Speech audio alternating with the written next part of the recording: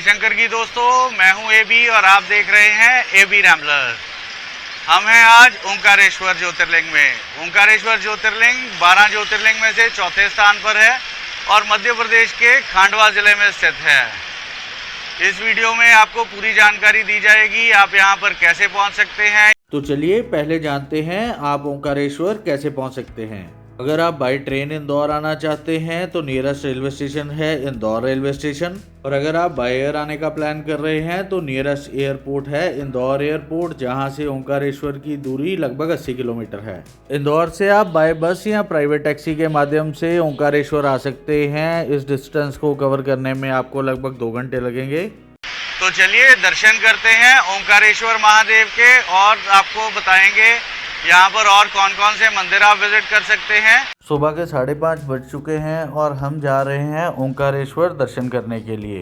दोस्तों, कल रात जब हम यहाँ पहुँचे तो भीड़ बहुत ज़्यादा थी। मंदिर के पास वाले सारे होटल्स पैक्ड थे और हमें यहाँ पर रूम नहीं मिला था, इसलिए हमने अपना रूम मंदिर से लगभग 3 किलोमीटर दूर लिया था।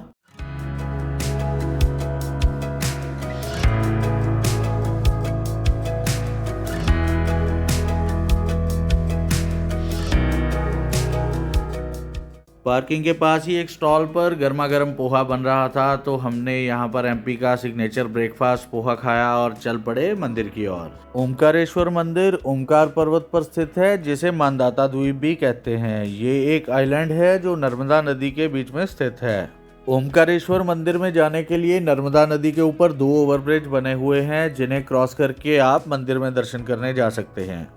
अगर आप बोट राइड करना चाहते हैं तो आप गौमुख घाट से बोट में बैठकर भी ओंकारेश्वर मंदिर जा सकते हैं, जिसका प्राइस है 50 रुपीज़ पर पर्सन। हमने मंदिर जाने के लिए फर्स्ट ऑप्शन चूज की थी और ओवरब्रिज से नर्मदा नदी का व्यू बहुत सुंदर है। मंदिर के पास ही प्रसाद की कुछ दुकानें हैं, जहां से आप मंदिर में चढ़ाने के लिए जल और बेलपत्र वगैरह ले सकते हैं।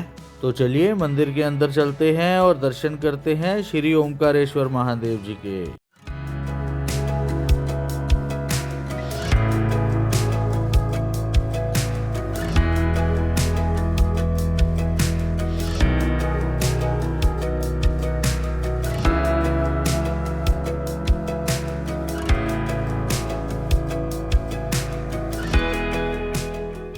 दोस्तों, ओंकारेश्वर ज्योतिर्लिंग इकलौता ज्योतिर्लिंग है जो 2 शिवलिंग में विभाजित है, ओंकारेश्वर और ममलेश्वर।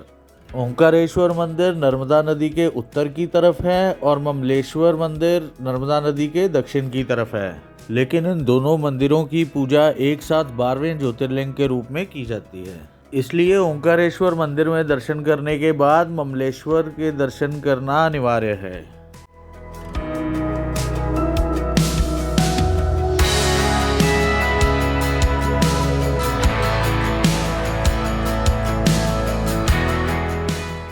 शिव पुराण के अनुसार यहाँ के राजा मंदाता भगवान शंकर के बहुत बड़े भक्त थे और उनकी भक्ति से खुश होकर भगवान शंकर ने मंदाता को यहाँ पर दर्शन दिए और राजा के आग्रह करने पर यहाँ पर चौथे ज्योतिर्लिंग के रूप में सदा के लिए विराजमान हुए।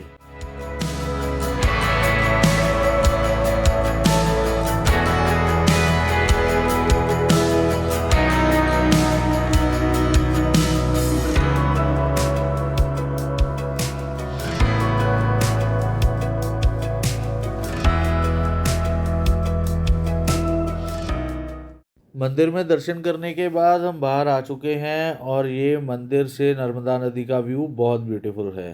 दोस्तों, हम आपको अंदर दर्शन नहीं करवा पाए गर्भगृह के, क्योंकि अंदर कैमरा अलाउड नहीं था। दोस्तों, यहाँ मंदिर में आप वीआईपी दर्शन भी कर सकते हैं, जिसके लिए टिकट का प्राइस है 300 रुपये पर पर्सन। मंदिर में दर्शन करने के बाद जब आप सीढ़ियाँ उतरेंगे तो आप परिक्रमा मार्ग पर पहुंच जाएंगे, जहां से आप मानदाता द्वीप की परिक्रमा कर सकते हैं, जो लगभग 7 किलोमीटर लंबी है, जिसमें आपको 2 से 2.5 घंटे लगेंगे। परिक्रमा मार्ग पर बहुत से पौराणिक मंदिर हैं जिनके आप दर्शन कर सकते हैं।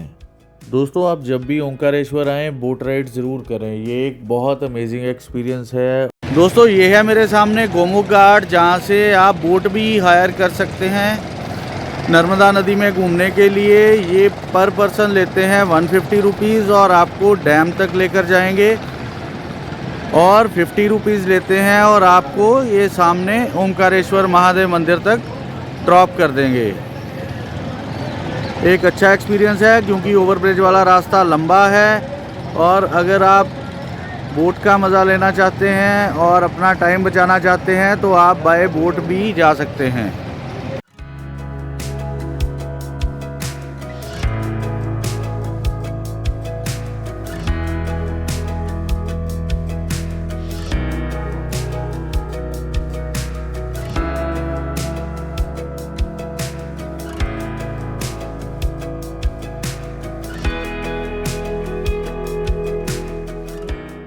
दोस्तों हम हैं इस टाइम गौमुख घाट पर। ये ओंकारेश्वर मंदिर के बिल्कुल सामने है और ओंकारेश्वर का एक प्रसिद्ध घाट है। यहाँ पर एक गोमुख है जहाँ से हमेशा जलधारा बहती रहती है और शिवलिंग का जलाभिषेक करती है। यहाँ से हम जा रहे हैं ममलेश्वर महादेव मंदिर और चलिए आपको भी चलकर वहाँ दर्शन करवाते हैं। दोस्तों देखिए यहाँ पर एक बहुत बड़ा ओवरब्रिज बना हुआ है जो ममलेश्वर महादेव को विष्णु मंदिर और ओंकारेश्वर मंदिर से कनेक्ट करता है। आप ममलेश्वर मंदिर में दर्शन करने के बाद इसी ओवरब्रिज से विष्णु मंदिर में दर्शन करते हुए ओंकारेश्वर जा सकते हैं।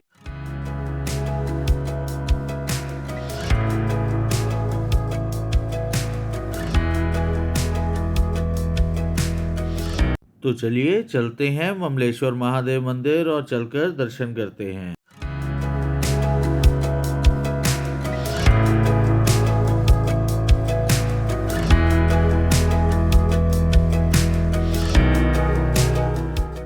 हम पहुंच चुके हैं ममलेश्वर महादेव मंदिर। ये मंदिर ओंकारेश्वर ज्योतिर्लिंग का ही दूसरा भाग है और माना जाता है ओंकारेश्वर और ममलेश्वर दोनों के दर्शन करने के बाद ही आपकी ज्योतिर्लिंग की यात्रा पूर्ण मानी जाती है।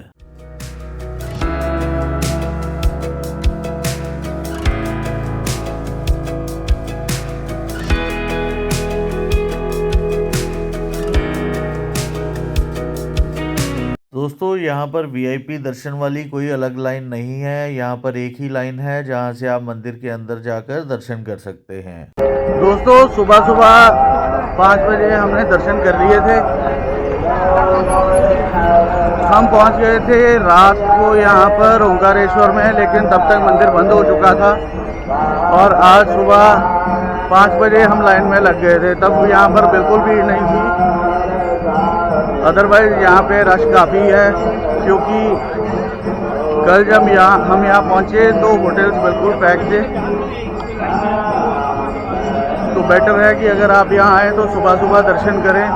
हमने आधे घंटे में ओंकारेश्वर के दर्शन किए और उसके बाद लगभग इतना ही टाइम हमें लगा ममलेश्वर में दर्शन करने के लिए।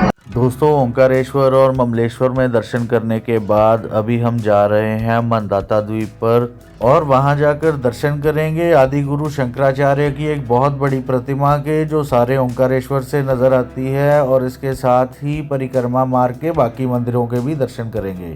और बड़ा अपडेट ये है कि हम अपनी गाड़ी से मनदाता द्वीप पर जा रहे हैं क्योंकि इससे पहले मनदाता द्वीप पर गाड़ी ले जाने का कोई रास्ता नहीं था। जो भी श्रद्धालु ओंकारेश्वर के दर्शन करने के बाद मनदाता द्वीप की परिक्रमा करना चाहते थे वो पैदल ही 7 किलोमीटर की परिक्रमा करते थे। तो चलिए दिखाते हैं आपको रास्ता मनदाता द्वीप जाने के लिए और जाकर दर्शन करते हैं वहाँ के प्राचीन मंदिरों के। दोस्तों मेन ओवरब्रिज अभी बना नहीं है, उस पर काम चल रहा है और ये एक टेम्परेरी ब्रिज है आइलैंड पर जाने के लिए।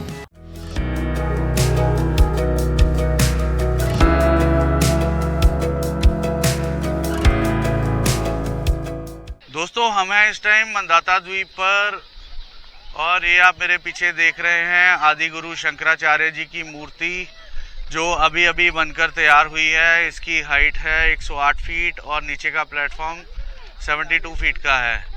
टोटल इसकी हाइट है 180 फीट और ये सारे ओंकारेश्वर से विजिबल है। बहुत सुंदर स्टैचू है ये। अभी अभी यहाँ गाड़ियों के लिए रास्ता बनाया, एक टेम्परेरी पुल बना हुआ है और मेन ओवरब्रिज नर्मदा नदी के ऊपर बन रहा है। अभी पहले इस आइलैंड पर लोग पैदल ही आते थे, जो लोग ओंकारेश्वर मंदिर में दर्शन करते थे। उसके बाद यहाँ पर मनदाता द्वीप की परिक्रमा है जो 7.5 किलोमीटर की है। तो लोग पैदल ही इस द्वीप की परिक्रमा करते थे, लेकिन अब यहाँ पे गाड़ियाँ भी आना शुरू हो गई हैं। दोस्तों, आदि गुरु शंकराचार्य की मूर्ति के बिल्कुल पास ही एक मंदिर है। यहाँ पर भगवान शिव की एक बहुत सुंदर प्रतिमा है, जिसके हम आपको दर्शन करवाते हैं। अभी परिक्रमा मार्ग के ऊपर ये एक बहुत ही सुंदर भगवान शिव की मूर्ति है।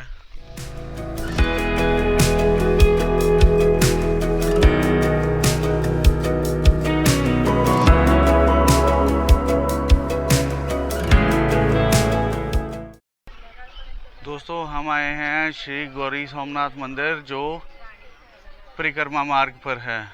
गौरी सोमनाथ मंदिर एक प्राचीन मंदिर है और ये 3 मंजिला मंदिर है। इसके तीनों मंजिल पर शिवलिंग स्थापित किए गए हैं। इस मंदिर को मामा बांजा मंदिर भी कहा जाता है। तो चलिए दर्शन करवाते हैं आपको मामा बांजा मंदिर के।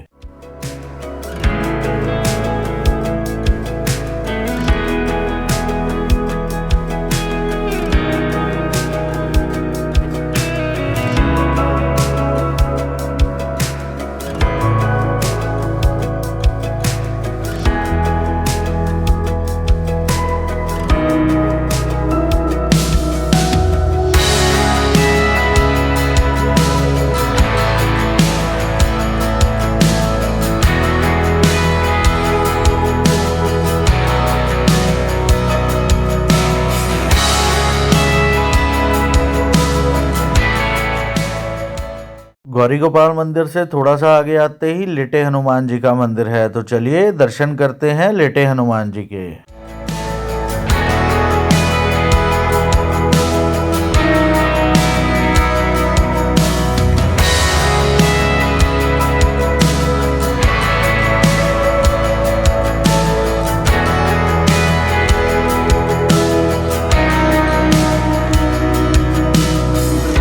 तो दोस्तों, ओंकारेश्वर महादेव के दर्शन हमने कर लिए हैं। बहुत अच्छे दर्शन हुए, बहुत अच्छा लगा, क्योंकि इस ट्रिप पे हम निकले थे 5 ज्योतिर्लिंग के दर्शन करने, और भोले बाबा की कृपा से 5 ज्योतिर्लिंग के दर्शन हमने कर लिए हैं। अभी हम जा रहे हैं खाटू श्याम जी, जो है यहाँ से 750 किलोमीटर अप्रॉक्सीमेटली। वहाँ जाकर दर्शन करेंगे। तो चलिए इस व्लॉग को हम यहीं ख़त्म करते हैं। अगर ये वीडियो आपको अच्छी लगी है, इसको लाइक कीजिए, शेयर कीजिए और मेरे चैनल को सब्सक्राइब कीजिए। तो मिलते हैं जल्द ही अगले व्लॉग में। तब तक के लिए हर हर महादेव।